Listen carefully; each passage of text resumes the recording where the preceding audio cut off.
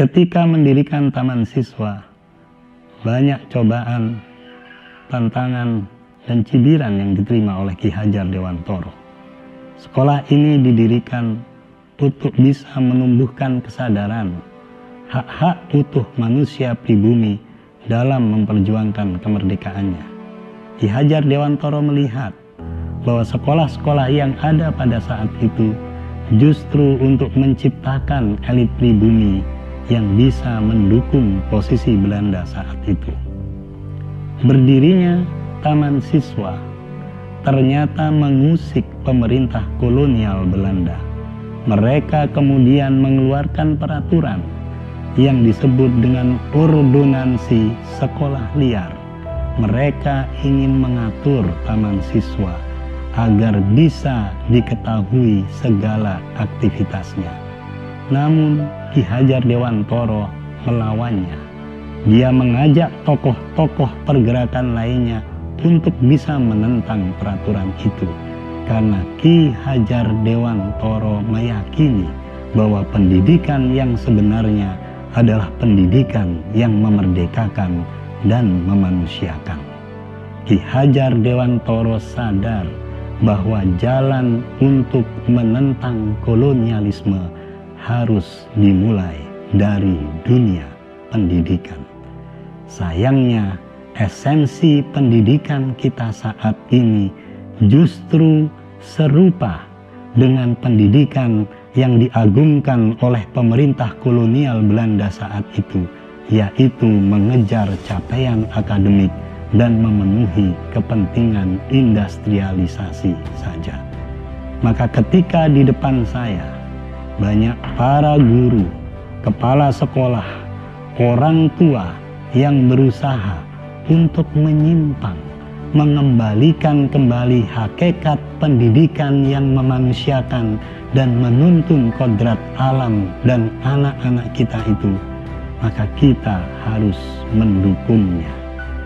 Maka kita perlu belajar dari ikan salmon, ikan yang sangat bergizi dan sangat tinggi nilai jualnya. Setiap hari ikan ini melawan derasnya aliran air. Dia berenang dari lautan hingga mencapai ke hulu sungai. Tak lupa banyak cobaan rintangan dari para predator ikan ketika dia harus berenang. Dan bahkan ketika tepat di hulu sungai ada banyak beruang yang akan siap menangkap lompatan ikan salmon itu. Ikan ini terus berjuang karena satu tujuan. Dia ingin menetaskan telur-telur ikan itu di tempat yang nyaman, damai, dan tenang. Sehingga meskipun dia mati seminggu setelahnya, dia sudah melewatinya karena dia ingin memastikan anak-anaknya kelak hidup dalam suasana yang ramah dengan potensi berkembangnya ikan itu. Kalau ikan salmon saja bisa melakukannya, maka kita sebagai manusia semestinya lebih mampu untuk mengerjakannya. Meskipun banyak hinaan, cobaan, ejekan yang kita alami, maka ingatlah perbuatan yang juga dialami oleh para nabi yang memperjuangkan ketauhidan dan nilai-nilai ketuhanan. Maka kita sebagai seorang manusia perlu untuk meniru perjuangan para nabi itu. John Dewey, filsuf pendidikan, mengatakan, jika kamu ingin melihat nasib sebuah bangsa, maka lihatlah wajah-wajah anak-anakmu di kelas-kelas. Jika keceriaan, optimisme yang hadir, maka itulah cerminan masa depan bangsamu.